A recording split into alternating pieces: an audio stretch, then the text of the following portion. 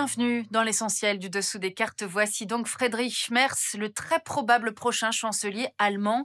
Il s'est opposé au chancelier sortant Olaf Scholz, notamment sur la politique étrangère.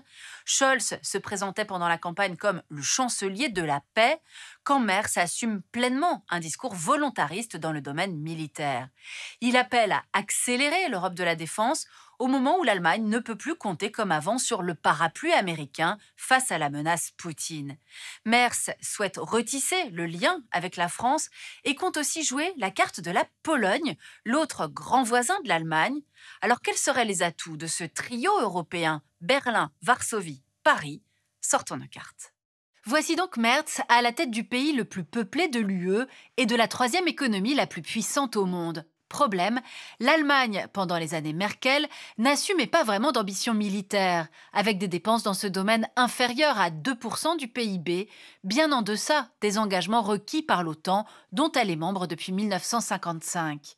Berlin s'en remettait pour sa sécurité aux États-Unis dans le cadre d'un partenariat transatlantique. Mais depuis l'invasion russe à grande échelle de l'Ukraine il y a 3 ans, les Allemands ont pris conscience de leur vulnérabilité. Le gouvernement Scholz a dû engager un plan de modernisation accéléré de son armée, avec un fonds spécial de 100 milliards d'euros pour l'achat d'armements, échelonné sur la période 2022-2027. Le futur chancelier allemand Merz veut aller encore plus loin dans le réarmement de son pays et au-delà de l'Europe. Pour cela, on l'a dit, il compte renforcer les liens avec 2 voisins, la France et la Pologne. La Pologne a fait partie, avec les États baltes, des premiers pays à alerter sur la menace Poutine. Il faut dire que les Polonais partagent plus de 400 km de frontière avec la Biélorussie, alliée de la Russie, et plus de 200 km avec la Russie elle-même, via l'enclave de Kaliningrad. La Pologne partage par ailleurs plus de 500 km de frontière avec l'Ukraine, dont elle est l'un des principaux soutiens face à l'expansionnisme russe. C'est via la Pologne que transite l'essentiel de l'aide militaire occidentale, et Varsovie a toujours été l'un des principaux défenseurs de l'adhésion de l'Ukraine à l'UE et à l'OTAN. Tout ce que le Premier ministre polonais partage avec son futur homologue allemand, une conviction: il faut réveiller les Européens sur le sujet de la défense du continent.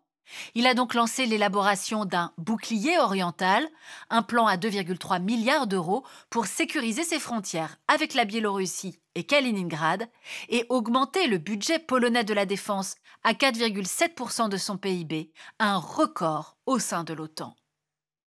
Varsovie, Berlin et Paris, qui pourraient donc constituer le trio de tête d'une Europe de la défense qui doit désormais exister par elle-même, la France, puissance militaire et nucléaire, comme le Royaume-Uni, sorti de l'UE depuis le Brexit, mais réapparu dans le jeu européen ces dernières semaines face à la menace Poutine. Merz compte demander à Paris et à Londres l'extension de leur parapluie nucléaire à l'Allemagne. Voilà l'essentiel du dessous des cartes, c'est fini pour aujourd'hui. À bientôt.